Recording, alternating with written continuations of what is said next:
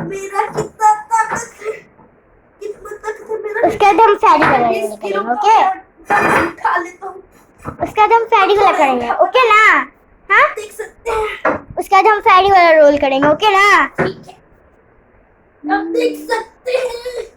ओह, या शियो, या अब बड़ा वाला उठाओ। या अब मैं टुनटुन को कह रही हूँ बड़ा वाला उठाने के लिए। मैं बड़ा वाला नहीं उठा सकता, 20 किलो से ऊपर का उठा सकता हूँ बस। 25 किलो। देखिए टुनटुन 100 किलो का डंबल उठा रहा है, 100 किलो का। 100 किलो का नहीं है। चुप चुप।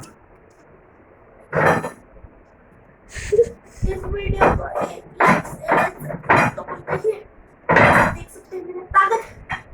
और अगले वीडियो में गाना ही आएगा, गाना गाना, उसके बाद फेरी वाला वीडियो आएगा। चलिए देखते हैं।